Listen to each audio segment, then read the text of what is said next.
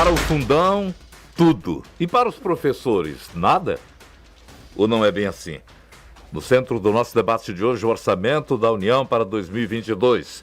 Só que para refrescar a memória dos nossos ouvintes, o presidente Jair Bolsonaro sancionou no final de janeiro a lei do orçamento para este ano com a previsão de mais de 4 trilhões e meio em receitas. Obviamente existem polêmicas, como o veto de mais de 3 bilhões para o Ministério do Trabalho e da Educação, com destaque para cortes em pesquisa.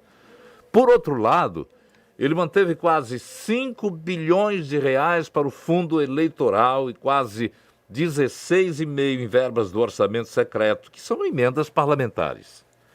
Então, debater esse assunto, você pode participar pelo 981-543814. Para quem está na live do YouTube e no Face, nós vamos colocar agora a imagem aqui dos nossos convidados. Mauro Filho, deputado federal pelo PDT, professor do curso de Economia da UFC. Bom dia. Bom dia a você, Nonato. Bom dia a todos os nossos internautas. Abraçar em especial a minha companheira e amiga, nossa presidente do Conselho, doutora Silvana. Que privilégio para mim participar com todos vocês. Bom dia, doutora Silvana, preside o Conselho Regional de Economia do Ceará. Muito obrigado também pela sua participação. Bom dia, Nonato. Bom dia, deputado Mauro Filho, nosso representante aí que mais entende das contas públicas na Câmara Federal. Um prazer estar aqui nesse debate. Pois é, só falta convidar agora você que acompanha o debate pela 101,7, tá pelo radinho? Tá no carro? Deixa lá o som da gente. Pelo YouTube, pelo Facebook do Jornal Jangadeiro, você manda também perguntas, discute conosco pelo 981-543814. A gente vai começar ouvindo a opinião dos dois participantes a respeito do orçamento que teve esses vetos do presidente. Vou começar pela Silvana, que é a presença feminina aqui, o Mauro vai entender. Silvana, como é que você viu o orçamento para 2022? Não, em primeiro lugar, a gente tem que chamar a atenção como economista que 40%, né, de todo o orçamento vai para o pagamento de juros. Esse é o primeiro que eu queria chamar a atenção. E, em segundo lugar, é o baixo nível de investimento, né, que o Brasil precisa para crescer. Então, não está claro o orçamento, Nonato, para os ouvintes, ele reflete, para refletir o plano de desenvolvimento nacional. E como nós não temos um plano de desenvolvimento, o orçamento termina sendo uma coxa de retalho de cortes. Cortar onde? Então, isso é muito triste e a gente, como economista, tem a obrigação de dizer isso. Eu passo agora para você, para a gente ouvir aí o nosso deputado, que é especialista nisso. Deputado Mauro, essa coxa de retalhos vai pelo menos abrigar a nação em termos de presente, não vou falar de futuro não, do 2022? Está me ouvindo, Mauro? O orçamento da União, Nonato, ele precisa ser compreendido aí na sua dimensão integral, porque a imprensa brasileira, e obviamente você não, que tem feito vários debates com você aí ao longo dos anos, e com a doutora Silvana também, o orçamento da União não é 1 trilhão e 700 bilhões como a imprensa brasileira fala. Isso é uma inverdade. O orçamento da União é 4 trilhões e 800 bilhões de reais. E aí você pergunta, mas, professor Mauro Filho, que história é essa? É o seguinte, é porque 1 trilhão e 700 são as despesas que querem impor o controle delas. É o que nós chamamos de despesa primária. Ou seja, são aquelas despesas que não são despesas financeiras. O que é uma despesa primária? É a educação, a saúde, a folha de pagamento, a previdência, o custeio da máquina. Então, 4 trilhões e 800. Vou arredondar aqui 1 trilhão e 800. Vou arredondar 4 trilhões e 800. 4 trilhões e 800 menos 1 trilhão e 800, Nonato, nós estamos falando de praticamente 3 trilhões de despesa financeira. E não se diz nada sobre isso. Nada. Aqui nós vamos já falar sobre o fundo eleitoral, 5 bilhões, falar o corte de 700 milhões, tudo isso é relevante e a gente precisa realmente mostrar o absurdo que o presidente fez, mas só de juros para o ano, preste atenção que eu vou, por favor, quando você, minha cara dona de casa, meu caro trabalhador, meu caro taxista que está nos ouvindo aqui nesse exato momento, só de juros, em 2022, nós vamos pagar, no orçamento, na lei, está 351 bilhões. A mentira qual é? É que nós vamos pagar a estimativa de hoje, com a Selic de hoje. O que é a Selic? É a taxa de juros que o governo paga sobre sua dívida. A estimativa é de que nós vamos pagar 586 bilhões de reais de juros em 2022, contra 160 bilhões da saúde, 129 da educação e por aí, subsequentemente, nas demais despesas. Portanto, tem alguma coisa errada nesse país. E aí tem um tal de teto do gasto, para terminar essa primeira parte, que só tem servido para controlar a despesa primária, controlar o gasto com a educação, controlar o gasto com saúde, enfim, assim sucessivamente. Você sabe, Nonato, qual é o controle que existe no Brasil sobre despesa financeira? Na despesa primária, eu já vou dizer aqui 3, que a doutora Silvana domina muito mais do que eu. É a Lei de Responsabilidade Fiscal, é o teto do gasto, é a Emenda Constitucional 109, é a regra de ouro, é uma parafernália de medidas para poder controlar as despesas do trabalhador, do dia a dia das pessoas. Mas, para controlar a despesa financeira, não existe no Brasil nenhuma regra. Eu vou repetir, hein?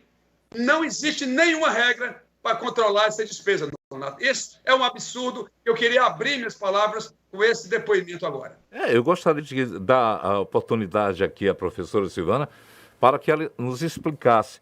Afinal de contas, não há critério, não há regra, não há quem fiscalize, como falou o deputado. E como é que ficamos?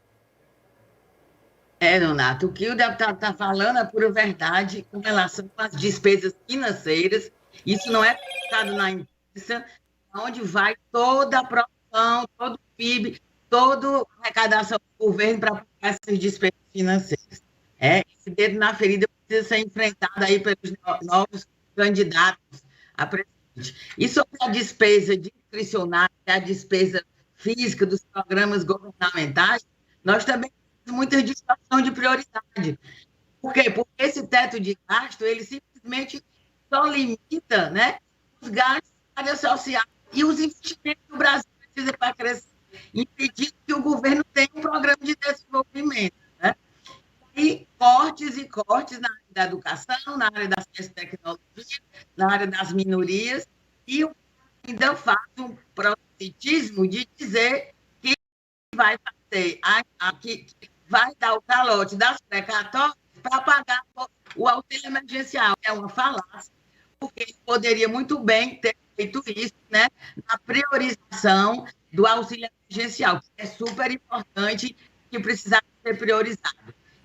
Por isso, a priorização foi para o fundo eleitoral e para as emendas de relator, e não tem nenhuma transparência para a população e não se sabe o impacto desses recursos na saúde da população. Que há um argumento da parte de economistas de que melhorias de gestão, sempre se pode argumentar que melhorias de gestão e o avanço tecnológico são capazes de reduzir custos. Nada apaga o fato, por exemplo, de que recursos escassos do orçamento estão sendo desperdiçados em um fundo eleitoral perdulário. Qual é a opinião de vocês em relação ao fundo eleitoral, que também tira uma grande fatia dos 4,8 trilhões em receitas da União? Bom, vamos lá. Primeiro, o fundo eleitoral, que ano passado, na eleição passada, digo melhor, foi 2 bilhões e 300 bilhões de reais, era para ele ter sido corrigido pela inflação como as outras despesas. E aí fizeram esse acréscimo até 4 bilhões e 700. É um valor muito expressivo. É importante dizer para a população o seguinte: como tem para que somente os ricos não sejam candidatos, tendo recursos para fazer suas campanhas, né, se resolveu no Brasil e em outros países pelo mundo fora, ter um valor para que ele pudesse ser compartilhado com pessoas, com candidatos que não tenham dinheiro para bancar sua campanha. Essa é a finalidade do fundo eleitoral. 4 bilhões e 700 milhões, mais ou menos. É um valor que cresceu muito, é verdade. É verdade. Agora, precisamos entender exatamente qual foi a finalidade quando o Congresso Nacional, aliás, a bancada do presidente, sobretudo, aliás, foi uma votação muito grande, para que esse valor pudesse ser ampliado. Agora, a conta que se está fazendo, Nato, é a seguinte. A doutora Silvana acabou de dizer que nós precisávamos de 50 bilhões para pagar o Auxílio Brasil. O governo federal disse que não poderia se endividar porque aumentava a dívida pública brasileira. Então, ele fez o calote nos precatórios, né? Era 89 bilhões, só vai pagar 50 e vai dar um calote daí para frente para pagar os 44 bilhões restantes. Bom, ao mesmo tempo, Nonato, vamos só fazer essa conta.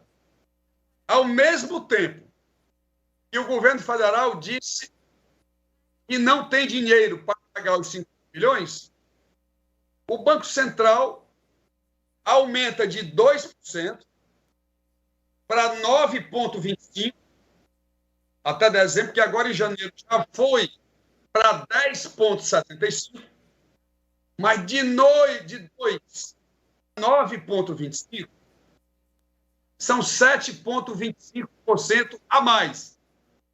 Sabe quanto dá de juros? Ou seja, quanto o Brasil vai se endividar a mais para pagar aos banqueiros?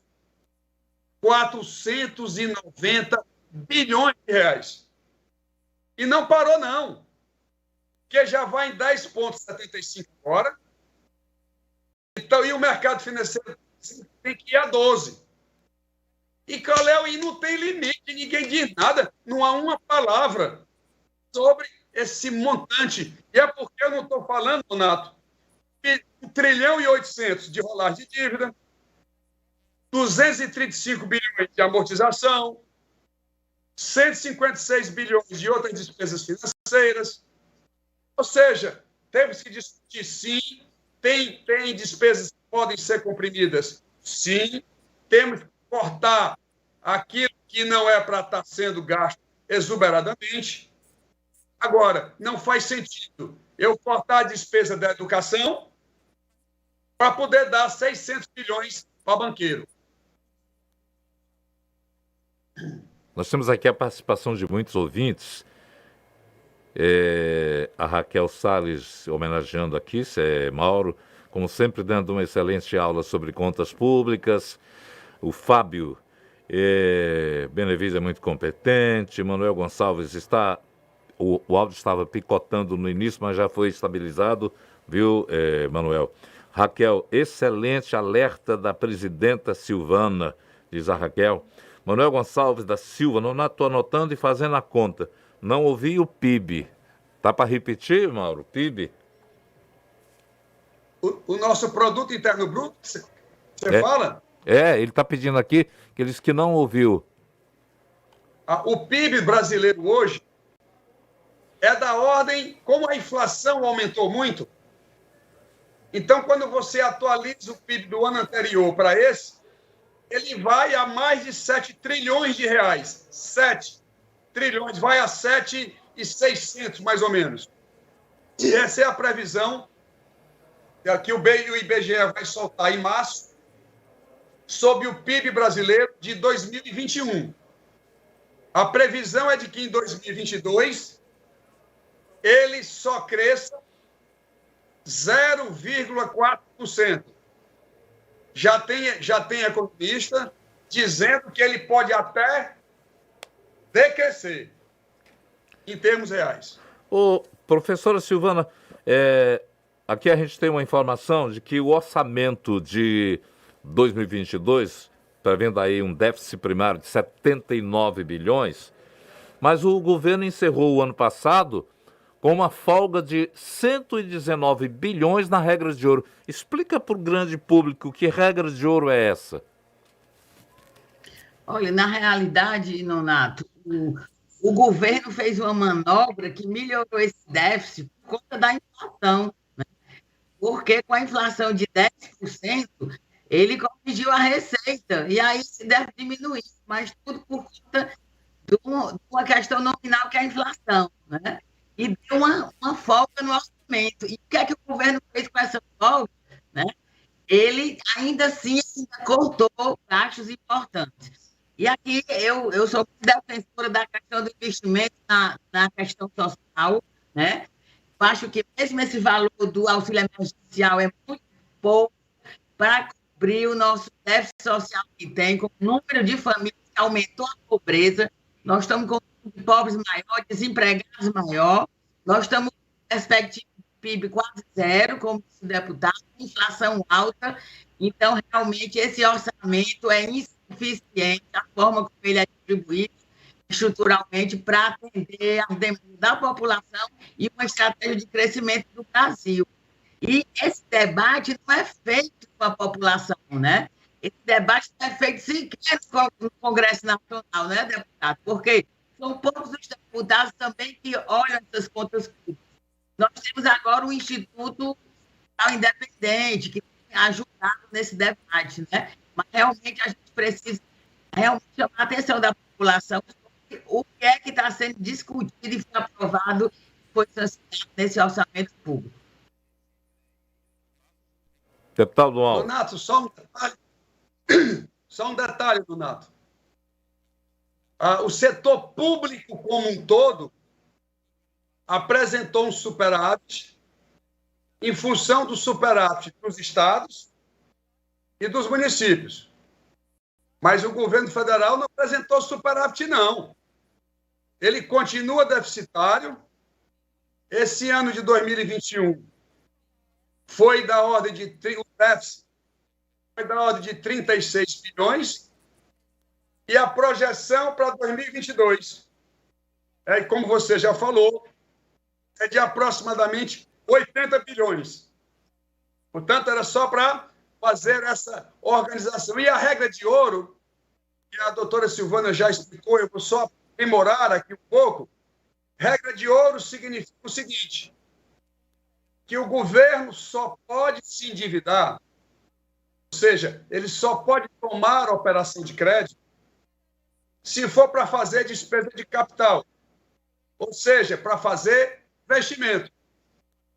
Como o governo é muito deficitário, ele, às vezes, pede ao Congresso Nacional para se endividar, para pagar despesa corrente. Ou seja, juros, por exemplo, para quem não sabe, é despesa corrente. Então, esse alocar de recursos é um absurdo. As pessoas, a gente precisa traduzir para a população brasileira, né, esse descontrole que esse governo federal tem. Não corrigiram nada. É um governo que tira 350 bilhões ano de exoneração fiscal desnecessária, 350 bilhões de reais. Ó, Nonato, você quando você come aquele seu salmão grelhado no molho de alcaparras, que eu sei que você gosta, você não está pagando PIS/COFINS, Nonato, é zero. Como é que pode um negócio desse, Nonato? É zero. Você, quando compra o seu queijo provolone, já pensou? Não tenho nada contra, não. Quem gosta do queijozinho provolone, não tem nenhum problema. Mas você sabia que o provolone não paga PIS? O lobby colocou o provolone dentro da cesta básica, Nonato. Está certo isso? Então, você pode, receita da União, diminuindo 15% desses 350, nós estamos falando aí que é de quase 50 bilhões de reais a mais. Veja, eu sou a favor do incentivo fiscal, viu? Sou a favor. Agora, não pode ser para o rico. Eu queria fazer uma pergunta ao deputado, Nonato. Fique à vontade. Sim, deputado Mauro, sobre a questão da desoneração fiscal, isso é muito grave, né? Eu queria saber o que iniciativas tem na Câmara Federal, se isso pode ser feito com votação simples ou se precisa de emenda constitucional, ou se precisa esperar a reforma tributária. Bom, primeiro, emenda constitucional, ela tem um quórum para aprovação, P maior são 3/5 dos deputados. Na Câmara dos Deputados, significa 308 deputados votando em 2 turnos, e no Senado também 3/5. Então, falando agora, Silvana, doutora Silvana, de apresentar uma PEC, eu vi o Nonato falando, para retirar o imposto do diesel e da gasolina. Estão fazendo uma farsa que eu já tinha aqui denunciado no programa com o Nonato. Quem aumenta preço de combustível no Brasil é a política absurda, despropositada, inconsequente da Petrobras em vincular o seu preço ao preço do barril lá fora e não ao custo dela no Brasil, a depreciação do seu capital, os investimentos e o seu lucro que ela tem que ter. Ou seja, as pessoas não perceberam que, por exemplo, os estados passaram 3 meses com o preço da bomba congelado para cobrar o imposto. Não é o preço que a bomba estava cobrando, é o que o Estado incidiu o ICMS para provar à população brasileira que a falácia de que os estados é que eram os responsáveis, pois bem, congelaram e a Petrobras acaba de aumentar o preço agora em janeiro. Será que as pessoas não percebem isso? Portanto, emenda constitucional para tirar esse imposto, para burlar a lei de responsabilidade fiscal, porque a LRF diz, se você tira o imposto de um canto, você tem que compensar a receita no outro canto, ou cortar a despesa no valor correspondente. Pois é, essa emenda constitucional vai reduzir o preço do diesel em 0,33, ou seja, de 33 centavos por litro, e no mês seguinte, a Petrobras vem e aumenta de novo o preço. Ou seja, basta explicar com clareza que eu estou procurando fazer aqui, que isso e nada é a mesma coisa. Deputado e professora Silvana, deixa eu situar o ouvinte que está ligando agora o rádio. Nós estamos num debate sobre o orçamento do governo para 2022, com a Silvana Parente, que preside o Conselho Regional de Economia do Ceará, o deputado Mauro Filho, professor do curso de Economia do UFC. E eu vou aproveitar, 2 mestres em Economia podem traduzir para nós, leigos da Silva, eu pelo menos estou nessa família, orçamento secreto. Explica para que o povo comece com a Silvana. Eu preferia passar para o deputado Mauro, porque ele é especialista nisso na Câmara. Tá bom. Mas só adiantando, o orçamento secreto são as emendas, né, do relator, que não tem essa transparência como tem os outros projetos que estão no orçamento. Não se sabe, né, para onde vai esse dinheiro. Diga, deputado. Vamos lá, vamos explicar então, Nonato, aos nossos ouvintes. Agradeço a doutora Silvana pela parceria. No mundo inteiro, Nonato, os orçamentos têm as emendas dos parlamentares. Mas só no Brasil, além das emendas parlamentares, inventaram uma tal de emenda do relator. O que é a emenda do relator? Somente uma pessoa, além das emendas parlamentares, essa pessoa terá o poder de indicar aos seus amigos despesas no orçamento da União da seguinte maneira: meu caro Nonato, minha cara juventude, do meu querido estado do Ceará.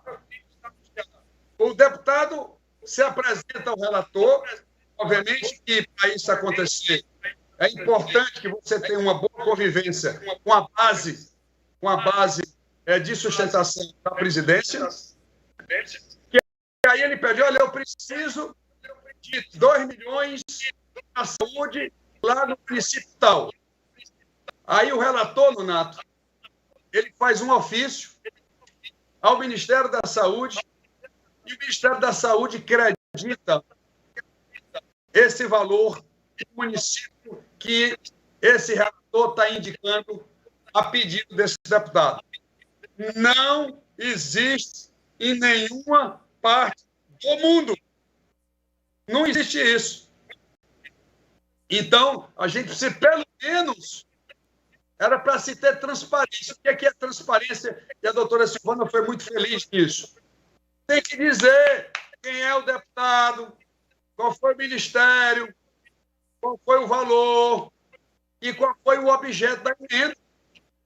Por que o nome é orçamento secreto? Porque na emenda parlamentar, Nonato, todo mundo sabe a emenda que o deputado Paulo Filho colocou para, por exemplo, a construção do hospital da UES, está discriminado lá, governo do estado do Ceará, e as demais emendas que eu fiz. Agora, a emenda do relator, não, primeiro, não tem no mundo. Segundo, é muito alto, 16 bilhões.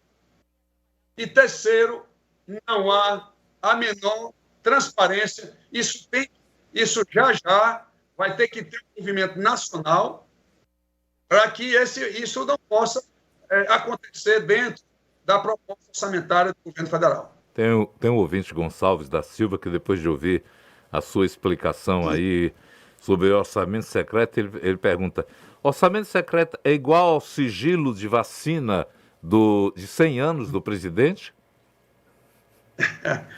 O orçamento secreto, esse sigilo de 100 anos do presidente é para não entender o que é que foi feito lá na Covaxin, para entender lá como é que foi isso aí. Orçamento secreto é um valor anual, ou seja, a cada orçamento. Aliás, Nonato, vou repetir aqui uma coisa. Isso só começou a existir em 2020. Para trás não tinha negócio de 16 bilhões de orçamento secreto. Isso não existia, não. Então, a gente espera que... Eu achei até que o Supremo, quando ele pressionou o presidente do Congresso Nacional, o senador Rodrigo Pacheco, a poder transparecer quem são os deputados que estão indicando esses valores, eu achei que isso ia dar uma melhorada, né, para a gente entender melhor essa questão.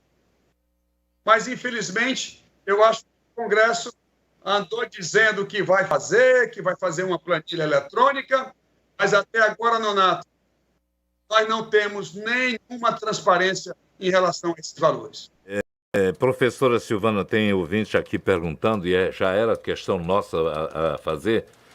O Instituto Nacional de Seguro Social, INSS, perdeu 988 milhões de reais em despesas administrativas, agora limitadas a 1 bilhão e 400.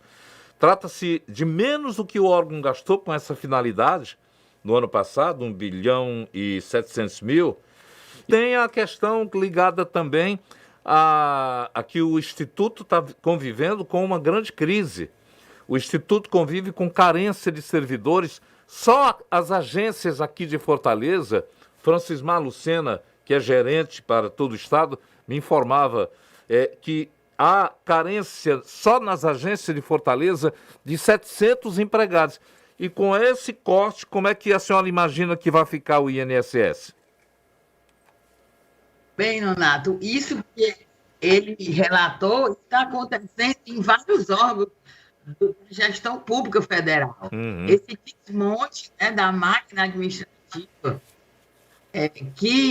são áreas fundamentais de serviço para a população, como a educação, a saúde, a previdência, no caso, essa máquina ela está sendo desmontada. E pior é que o governo tem uma narrativa e tenta confundir a população que isso é salário, está cortando salário, né? Mas, no fundo, está desmontando o papel do Estado, porque o salário dessas áreas são os salários mais baixos que tem. Os salários mais altos não estão exatamente na prestação de serviços públicos da área social. Estão na alta administração, no judiciário, no poder legislativo. Também não dá para aceitar esse desmonte da máquina e ficar calado. Eu acho que, voltando ao tema da eficiência da gestão, tem que se buscar, sim. E aí eu vou fazer aqui uma palhinha também para o Estado do Ceará, né? O Estado do Ceará tem tido instrumentos de melhoria da gestão pública com o Comitê de Controle Fiscal, o COGEF, com indicadores, com avaliação, que faz com que isso seja transparente também para a população. Já no governo federal, é um desmonte total das políticas públicas, tanto do ponto de vista dos recursos, cortando, o que acontece no IBGE, o que acontece na educação, na saúde. A saúde só saiu um pouco da pandemia, né? Mas o restante dos órgãos estão todos nessa mesma situação que está o INSS.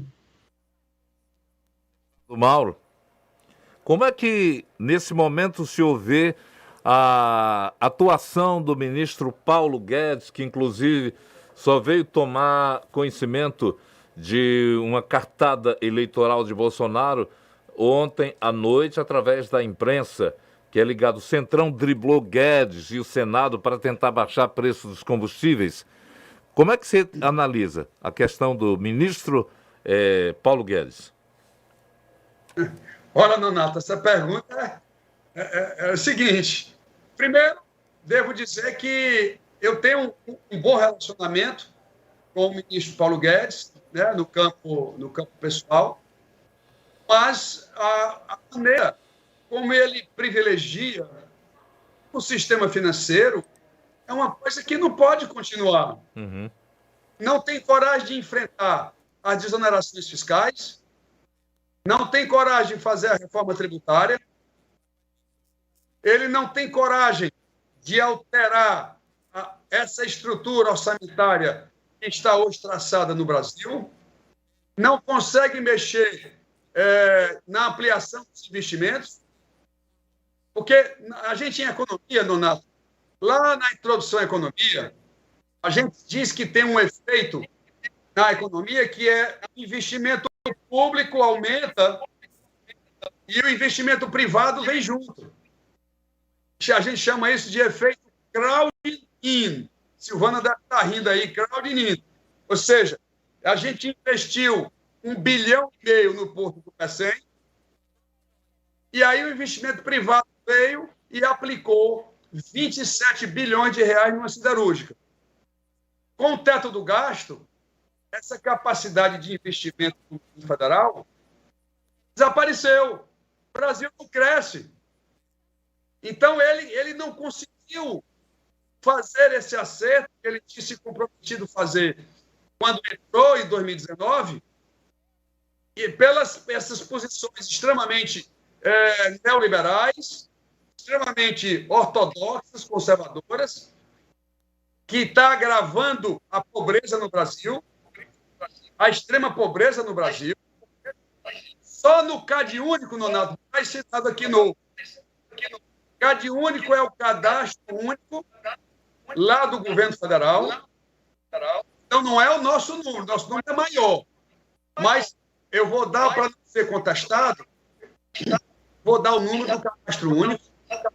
E lá tem 81 milhões, 81, de pessoas de baixa renda que precisa ter um apoio do governo federal que infelizmente hoje somente 17 milhões estão tendo esse apoio. Então, esse desamparo, o ministro Paulo Guedes ele não consegue compreender essa necessidade. Ok, nós já estamos chegando ao final aqui desse ótimo debate. Faltou uma pergunta aqui relacionada aos maiores costos foram do Ministério do Trabalho e da Educação, além de verba para pesquisa. O que é que podemos esperar? Nós temos 11 meses desse governo ainda. O que é que pode acontecer nesses 11 meses? E ontem também houve a Selic, que voltou a 2 dígitos. Isso prevê um alta nos juros externos, não é verdade? Veja, Donato, primeiro, em relação aos cortes, posso lhe assegurar que a Câmara dos Deputados, eu estarei lá atentamente para poder recompor, primeiro, os 490 milhões da educação básica, que foi cortada diretamente, tem o dinheiro das pesquisas e da ciência e tecnologia, e vamos também fazer uma luta grande para recompor os valores do INSS. Uhum. Porque não faz sem... Donato, dá esse detalhe. No orçamento da União, você pode aumentar a despesa primária, educação, saúde, trabalho, enfim, segurança pública, em até 20%, é uma regra legal orçamentária aprovada pelo governo federal. Mas para a despesa financeira, não tem esse impedimento, não. Ele vai aumentar agora de 350 para 580, para 600 bilhões, e está tudo livre. Então, dizer aí aos aqueles que estão ligando para passar a sua pergunta, mandando a sua mensagem, resumindo, vamos recompor todos os valores do Ministério da Educação, nós vamos gerar a maioria, eu vou trabalhar para isso, a bancada do Ceará vai trabalhar para isso. E segundo, no INSS, nós vamos aproveitar qualquer crédito extraordinário que chegue no Congresso, a gente vai fazer essa alocação desses 988 milhões de reais que foram cortados do INSS. Professora Silvana. Não, eu vou terminar minhas palavras só ainda sobre o ministro Paulo Guedes, né? Além de tudo que o deputado falou, de privilégio ao segmento financeiro, o compromisso dele, com quem ele tem satisfação a dar, os banqueiros. E, enquanto isso, o Brasil está sempre sem crescer, uma taxa de desemprego que ele mede pelo CAGED e altera as regras do CAGED, enquanto tem 1/3 dos trabalhadores brasileiros sem carteira assinada, sem proteção social nenhuma, e o rendimento médio do trabalhador, Renato, brasileiro caiu, e a população... O poder de consumo caiu. Por quê? Porque o rendimento do brasileiro está R$ 1.800 no Brasil todo, e aqui no Ceará, R$ 1.600. Então, não dá para continuar assim, criando uma massa de pessoas pobres esmagando, como foi a reforma da Previdência e como foi a reforma trabalhista. Foi essa a herança que o ministro Guedes e o presidente Bolsonaro vão deixar para o Brasil. Muito obrigado pela participação dos senhores esta manhã aqui no debate das sextas-feiras do Jornal Jangadeiro, trazendo luzes para que a gente entenda um pouco desse orçamento que levou, inclusive, os Ministérios da Defesa e da Ciência e Tecnologia a ganharem mais recursos para investimentos dentro do projeto de lei orçamentária e sendo realmente muitos cortes relacionados à área de educação, como a gente ouviu ainda há pouco falarem Mauro e a professora Silvana. Muito obrigado, bom dia para vocês. Muito obrigado.